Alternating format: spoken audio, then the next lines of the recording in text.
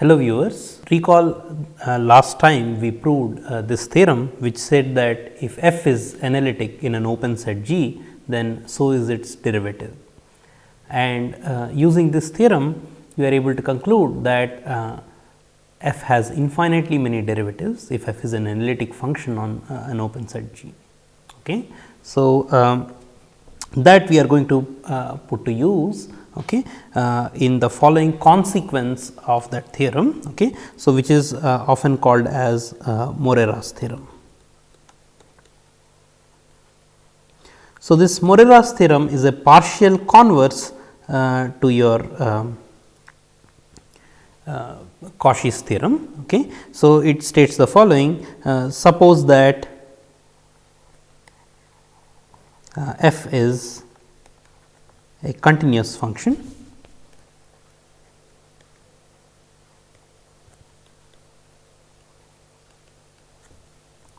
on an open set G, okay, and suppose that the integration of f of z dz on a contour gamma is 0 for every closed contour. Okay. So, in particular for every simple closed contour in G. Okay. So, if gamma is any closed contour in G, then assume that the contour integration of f on gamma is 0. Okay. So, then the conclusion is then f is analytic in G. Okay. So, the idea is essentially when you have the integration over any closed contour is 0, we use the antiderivative theorem to say that f has a primitive or an antiderivative in the open set G, and use that to say that little f is the derivative of some capital F in G, and since capital F is analytic by the antiderivative theorem, little f which is the derivative of capital F is also analytic by the previous theorem. So, here is the proof. I will write that down. Let A belongs to G, and let a ball of radius r be contained in G. Well, actually, so by the antiderivative theorem,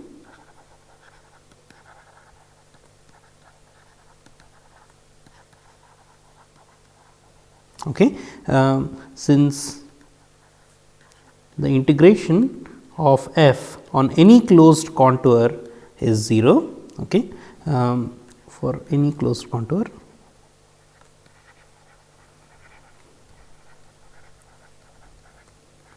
gamma in G, there is a function,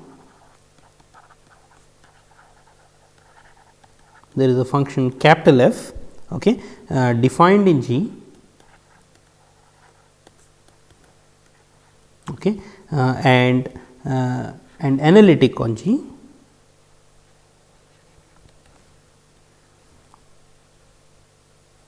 analytic at every point in G, such that the derivative of f is your little f.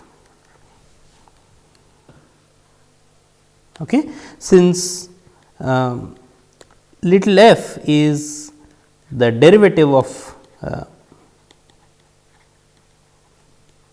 an analytic function capital F,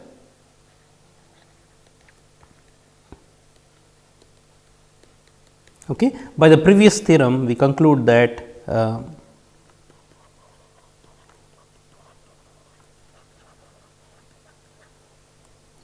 f is also analytic.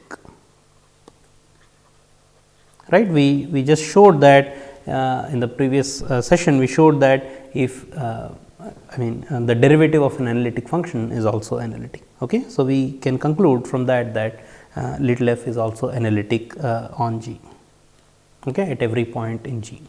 So, that is the proof of Morera's theorem, and let us now look at Cauchys formula for higher derivatives of an analytic function.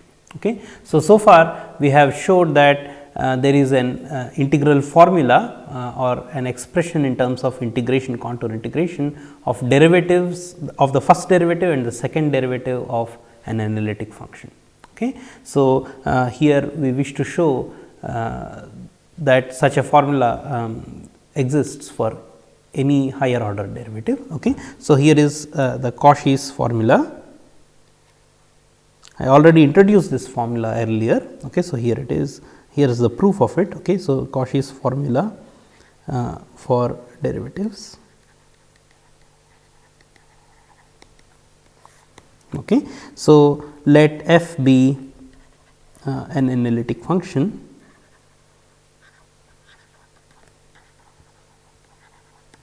okay, inside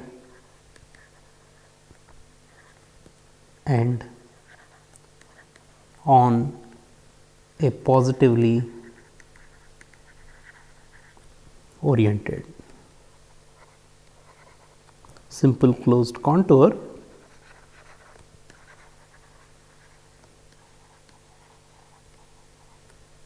gamma. Okay. So, recall that if f is analytic inside and on a positively oriented simple closed contour, okay, then it is actually analytic in an open set containing the inside of the simple closed contour and the trace of the simple closed contour itself. Okay. So, that is what this means. Okay. So, also and let A lie inside gamma. Okay. So, there is a point A in the inside of gamma. Okay. Then f n of A okay, exists for n equals 1, 2 etcetera, any natural number, okay, and the nth derivative of f at A is given by the formula n factorial by 2 pi I times the integration over gamma of f of w by w minus A raised to n plus 1 dw, okay, where A belongs to the inside of gamma. Okay, I already said that A lies in the inside of gamma, okay, and that is your integral formula. Now, the proof of this theorem sort of overrides the previous proofs. Okay. So, we could have done this directly, but by giving a proof separately for the first derivative and the second derivative, we sort of see the workings of this theorem already, of the workings of the proof of this theorem already. Okay. So, here is a proof. Okay. So, or I should say this is really a sketch of the proof. Okay. So, here case n equals 0 is the base case, okay, and is the Cauchys integral formula.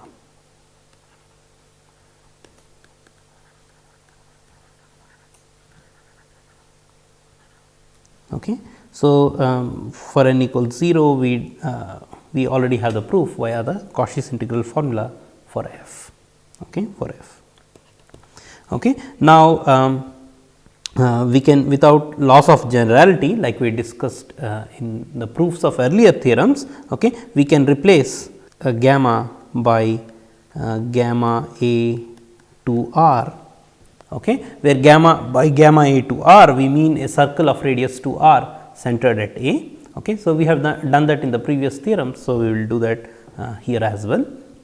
Okay. And by the deformation theorem or Cauchys theorem version 3, the integration on gamma, the contour integration on gamma of these expressions is equal to the contour integration on gamma A to r. Okay. And Of course, here we are assuming that R is sufficiently small, okay, so that gamma A to R, the closure of gamma A to R lies completely inside of the simple closed curve gamma, okay. And then then we estimate the k plus 1th derivative of f at a plus h minus f of k plus 1th derivative of f at a. Okay. So, we calculate this expression. By the way, we already showed that f has all derivatives or derivatives of all orders. Okay. So, firstly assume that the above mentioned formula or this formula in the box works for up to k. Okay. So, we are going to prove by using mathematical induction. Okay. For the case n equals 0 is your Cauchys integral formula, and assume that the statement is true for up to k. Okay. So, then this equals k factorial divided by 2 pi I times the integration over f of w, okay, over gamma of f of w times 1 by w minus a minus h of k plus 1, okay, minus 1 by, apologize, this should be please make a note, this should be the kth derivative, okay, the kth derivative. So, then f of w times 1 by w minus a minus h power k plus 1 minus 1 by w minus a power k plus 1, okay, that is k plus 1 dw. So, let us look at this expression within the square brackets. Okay. So, 1 by w minus a minus h power k plus 1 minus 1 by w minus a power k plus 1. Okay. So, this expression can be thought of as, let me put this in parentheses. Okay. So, this can be thought of as k plus 1 times w minus zeta power minus k minus 2, okay, integrated. So, k plus 1 times this integrated over the straight line connecting a and a plus h. So, that is the notation for the straight line connecting a and a plus h d zeta.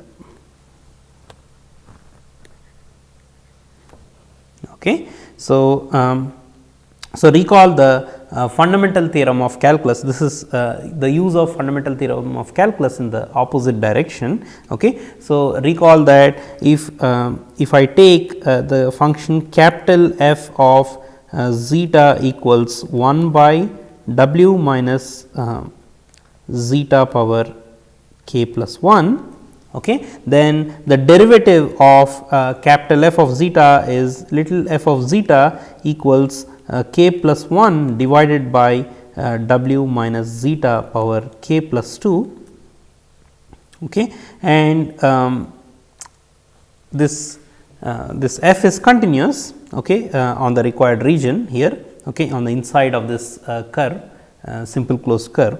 Okay. And this capital F is analytic, and since little f is the derivative of the function capital F, the fundamental theorem of calculus tells you that when you consider the straight line connecting a and a plus h, okay, then the integration, the contour integration of little f on this contour is equal to the value of capital F at a plus h minus the value of capital F at a, which gives us the expression here on the left hand side. We are essentially using the fundamental theorem of calculus, and then let us substitute it in this expression here. Okay. So, we get that is equal to k factorial divided by 2 pi I times the integration on gamma a to r. Recall I said that I can replace gamma with gamma a to r, okay, times of the integration of f of w times the integration over the straight line joining a comma a plus h. Please note that is the notation for a straight line joining a and a plus h once again. Okay. And then k plus 1, I have k plus 1 times w minus zeta raised to minus k minus 2 d zeta, okay, and then dw. Okay. So, I can use the k plus 1 to make it k plus 1 factorial. Okay. So, this gives me k plus 1 factorial divided by 2 pi I and then the rest of the expression. Okay. So, integral gamma a to r f of w times the integration of w minus zeta raised to minus k minus 2 d zeta on the straight line joining a and a plus h and then dw. Okay. So, that is your f of k minus at a plus h, okay, minus f of k or the kth derivative of f at a. Okay. And then when we divide this by h, okay, and then we let us try to estimate this quantity minus k plus 1 factorial time or divided by 2 pi I times the integration over gamma a to r, okay, of f of w divided by w minus a raised to k plus 2 dw. Okay. This is the desired expression. We want to show that the k plus 1th derivative of f at the point a, okay, has this form, okay, and then we have some we have constructed some expression which is equal to the numerator of this expression here, okay, and then we will now estimate this difference. Okay. So, this difference, and we will show that this can be arbitrarily small, and so we conclude that the k plus 1th derivative of f not only exists and at a not only exists, but it is equal to this other expression that we claim it is equal to. Okay. So, this difference let us see is equal to k plus 1 factorial divided by 2 pi I, okay, as above, okay, like it is here, okay, but there is a h in the denominator here. Okay. So, I use that h and then I have integration over gamma a to r of f of w times there is other stuff here. Okay. So, what I will do is I will record that here. This is w, the integration of w minus zeta raised to minus k minus 2 d zeta on a plus h, okay, on the contour a plus h, okay, and then I have this second expression here which I will record in the integrand. So, this is minus there is a h here in the denominator. So, this gathers a h times w minus a raised to minus k minus 2, okay, dw. Okay. So, this part comes from this here, okay, and then the rest is from the first expression here. Okay. So, now this is equal to k plus 1 factorial divided by 2 pi I h, okay, integration over gamma a to r of f of w times now I can write h times w minus a raised to minus k minus 2 as follows. I will write integration from a to a plus h times w minus zeta power minus k minus 2 dw. I will postpone the dw or d zeta, okay, and then minus w minus a raised to minus k minus 2, solely because the integration of w minus a power minus k minus 2, which is constant with respect to zeta, okay, over the straight line joining a and a plus h is w minus a power minus k minus 2 times h. Okay. So, I am using that fact to include this underlined stuff here in the earlier expression into the integrand, into the inner integrand, okay, and then write a d zeta like that. Okay. So, this okay. So, that is that, and then times dw. Okay. Now, I will once again use the fundamental theorem of calculus, the complex for complex analytic functions, okay, and write the innermost integrand as a further integration. Okay. So, this is f of w times the integration over the straight line joining a and a plus h, okay, and then I will interpret this innermost integrand, okay, as the integration over the line joining a and zeta, that's a and zeta, okay, of w minus yet another variable tau power minus k minus 3, okay, and then I have a constant k plus 2, okay, and then d tau d zeta and then dw. Okay. So, once again notice that I am using the fundamental theorem of calculus. So, here is a note, I am using w minus zeta power minus k minus 2 minus w minus a power minus k minus 2 is equal to k plus 2 times integration over the straight line joining a zeta, okay, of w minus tau power minus k minus 3 d tau. Okay, that is by the fundamental theorem of calculus, okay, like I explained earlier. So, with all this, now we are ready to make an estimate. So, here is the picture. Okay, so, here is your point A, okay, and here is the circle of radius 2 r, okay, centered at A. So, this is 2 r, okay, and now look at the circle of radius r. Okay, this is a circle of radius r centered at A, assume. Okay. Now, okay, choose the choose h such that the modulus of h is strictly less than r. Okay. So, that your a plus h lies somewhere,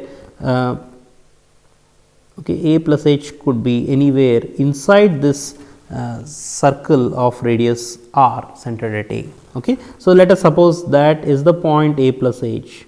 So, here is the cross marked is the point a plus h, okay, and then we will draw a circle there again, yet another circle which is inside the circle of radius r centered at A, okay, and then here is the straight line connecting A and A plus h. Okay. So, maybe I will use a highlighter to show that, okay, and then a point zeta is a variable point on the straight line connecting A and A plus h, okay, and then the parameter tau is any point on the line connecting A and zeta. So, tau is a point on the line connecting A and zeta.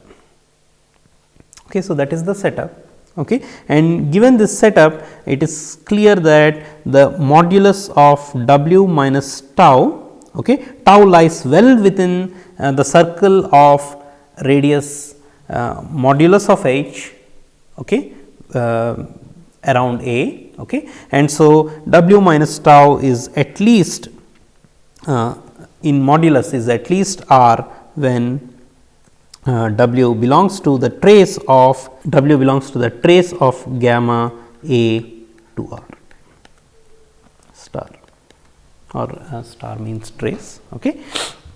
So, it is clear because this distance is at least maintained.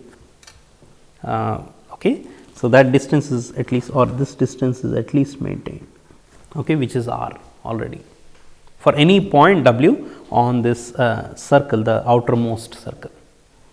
Okay. So, also the length of the straight line joining a and zeta, okay, is clearly less than or equal to h or modulus of h, okay, which is strictly less than r. Okay. And what is also important for this estimation is that the length of the the straight line joining a and a plus h is equal to the modulus of h, of course. Okay. So, we will use these three to now estimate this expression right here. Okay. So,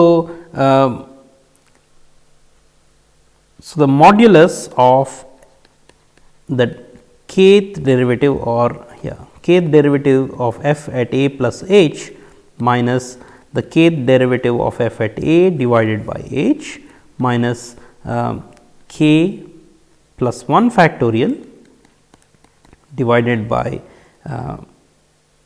2 pi I times the integration over gamma a to r of f of w times or divided by w minus a power k plus 1 dw, okay, in modulus. Okay, the modulus of this is by the estimation theorem. This is less than or equal to well, let me go back to this expression. It is less than or equal to k plus 1 factorial by 2 pi times mod h. Okay. So, k plus 1 factorial by 2 pi times mod h times the integration over gamma a to r of all of this. Okay. So, of modulus of f of w, okay, of the modulus of everything inside the integration, okay, and modulus of dw at the end. Okay. Let me put that later. So, notice that w minus tau we said is at least r right here. Okay. W minus tau is at least r. So, 1 by w minus tau power k plus 3, which appears in the innermost here, okay, is at most 1 by r raised to k plus 3. Okay. So, I have a 1 by r raised to excuse me. So, 1 by r raised to k plus 3, okay, and also there is a k plus 2 which appears, k plus 2. Okay. I will use the k plus 2 to write the expression in the front as k plus 2 factorial, okay, and then there is the length of this curve a from a to or the straight line joining a to zeta, okay, which is modulus of zeta minus a, and we commented that the modulus of zeta minus a is less than or equal to or strictly less than r, okay, or less than or equal to h. Okay. So, we have this is less than mod h, okay, and likewise we have the length of the straight line joining a and a plus h. Okay. Notice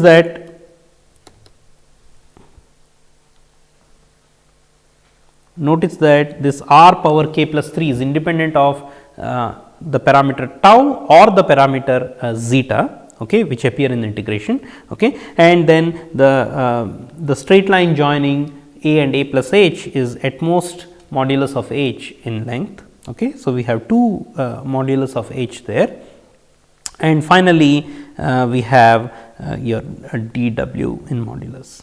So, modulus of dw. Okay. Since f is continuous, okay, on the compact set gamma a to r, okay, f is bounded on that set. Okay. So, let there is a m. Okay, so there is a real number m such that the modulus of f of w is strictly or is less than or equal to m for all w belongs to gamma a to r star. So, I guess I should have said star here, which is the compact set. Okay. So, because of that, okay, so I will use this fact, I will put this in parentheses and say that this is less than or equal to this expression above is less than or equal to k plus 2 factorial divided by 2 pi modulus of h times m divided by r power k plus 3 times modulus of h squared times 2 pi times 2 r, okay, which is the length of the curve gamma a to r star. Okay. So, after cancellation it is clear that this is less than or equal to, or this is actually equal to k plus 2 factorial divided by r power k plus 3, okay, h cancels with 1 factor h here in modulus and 2 pi cancels with 2 pi, and then actually 1 r cancels here with 1 factor. So, I guess I have r power k plus 2 times m and then modulus of h, and then there is a 2 as well from here. Okay. So, that is what this difference in modulus is less than or equal to. Okay. And from this final expression it is clear that as h goes to 0, okay, the LHS, okay, is okay, can be made arbitrary. LHS of this inequality, okay, can be made arbitrarily small, or it tends to 0, okay, because there is a factor modulus of h here. Okay, all the rest are constants. So, that tends to 0. Okay. So, we conclude that, so f k of a plus h minus f k of a divided by h, okay, is equal to, okay, so conclude that this is equal to this in limit as h goes to 0. Okay. This in the limit is equal to k plus 1 factorial divided by 2 pi I times the integration over gamma a to r, but gamma a to r, the integration on that is equal to the integration on gamma, okay, of f of w divided by w minus a power k plus 2 d w. Okay. So, but the left hand side is nothing but your the k plus 1th derivative, okay, at the point a of f, okay, and that is equal to above, and that proves the induction step for induction, for proof by induction, and okay, so you can fill in the rest of the steps and say that okay, so the given formula is true by induction, okay, by principle of mathematical induction. So, that completes the proof of Cauchy's integral formula for higher derivatives. Okay. So, let us write that down in order to prove a certain inequality. Okay. So, the nth derivative under suitable assumptions, okay, the nth derivative of f at a is equal to n factorial divided by 2 pi I times the integration over the simple closed curve gamma, okay, of f of w by w minus a power n plus 1 d w, where a belongs to the inside of the simple closed curve gamma. So, the following is commonly called the Cauchy's inequality, okay, for the nth derivative. So, if modulus of f of w is less than or equal to, let us say, m on a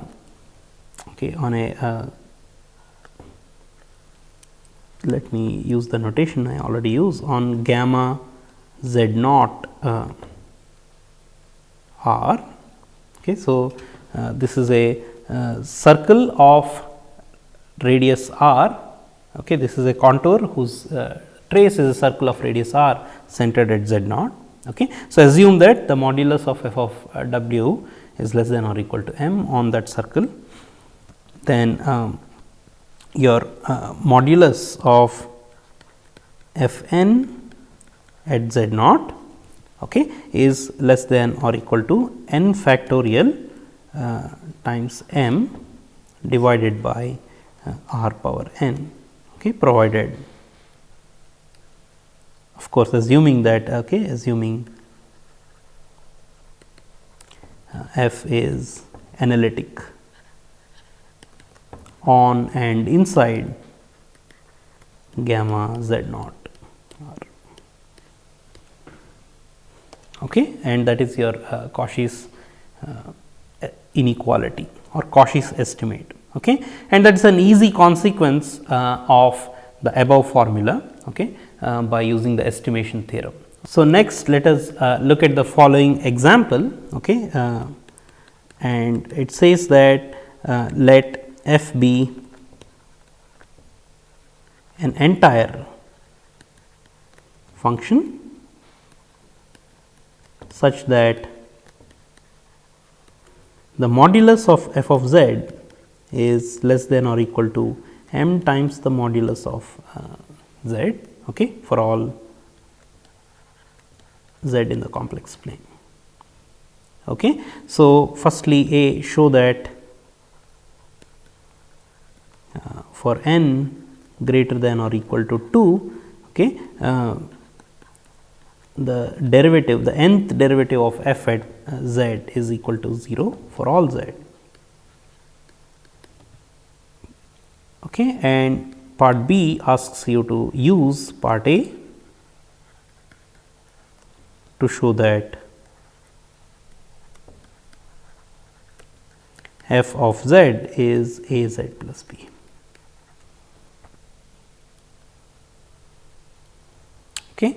So, notice that here we have a condition which is you could say is slightly weaker than the hypothesis of Liouville's theorem. So, and under this weaker condition we are able to show that f of z is actually equal to a linear function in z. So, in order to solve this exercise, we will let g of z be a function. We will define a function g of z equals f of z minus f of 0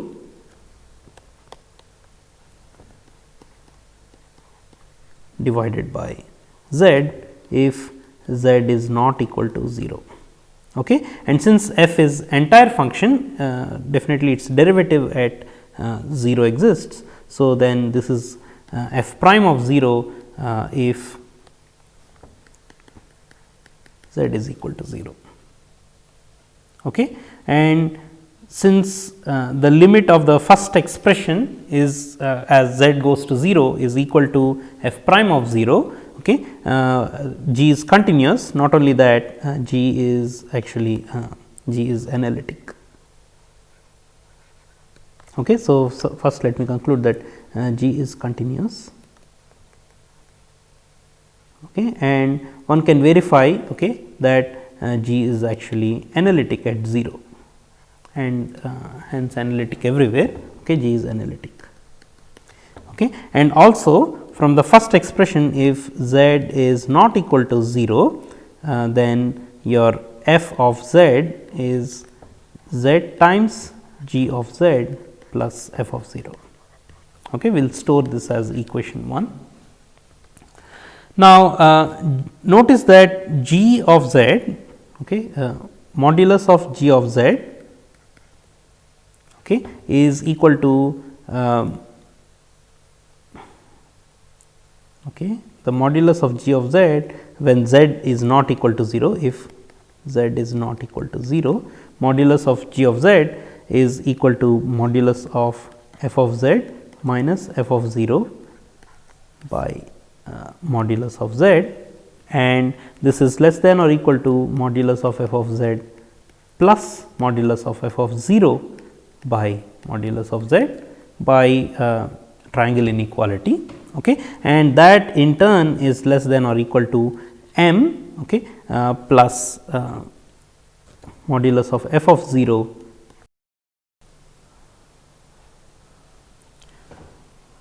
So, when the modulus of z, okay, is strictly less than or strictly greater than r. So, outside of a circle of radius r centered at 0, okay, this is in turn less than or equal to, well, the first portion we know is less than or equal to m, okay, plus modulus of f of 0 divided by modulus of z is greater than r. So, this is divided by r, okay, and we can see that as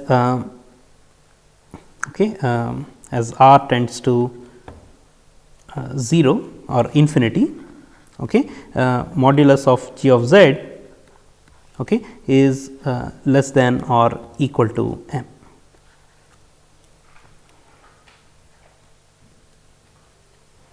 Okay. So, or what I want to say is modulus of g of z is actually okay, is bounded, or g of z we say is bounded. Okay. So, so by also g is analytic, g is continuous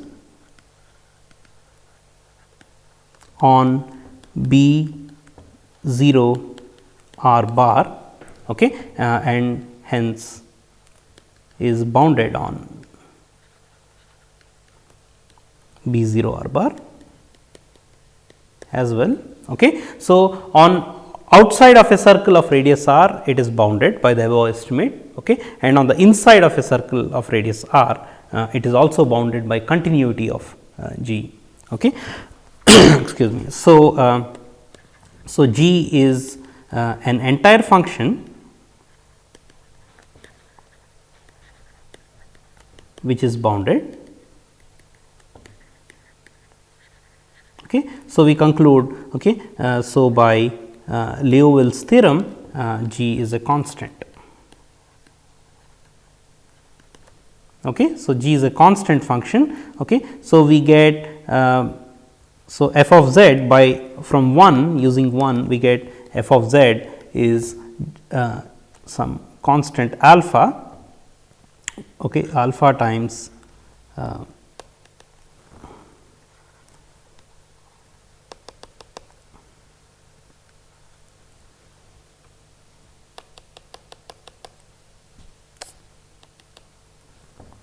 okay, alpha times z, let me go back to 1, okay, z plus f of 0, okay, and this is what we want. Okay. So, that shows the problem. Okay. So, there is another exercise that I will assign to the viewer, okay, in this connection. So, using Morera's theorem, okay, you can show the following. Suppose G is an open set, okay, and let f from G to C is a okay, be a continuous function.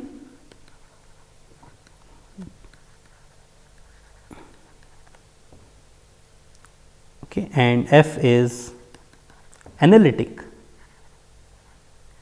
okay, or and assume f is analytic on G minus a set S, okay, where S is the straight line joining A and B, where A comma B belong to G. Okay, so, A and B are 2 points in the set G, and S is the straight line joining A and B. Okay. So, also assume that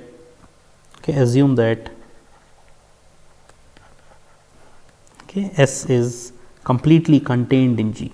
Okay, there is a there can be an open set with 2 points such that the straight line joining these two does not line the open set. Okay, so assume that straight line is completely contained in G. Okay, so under these assumptions, show that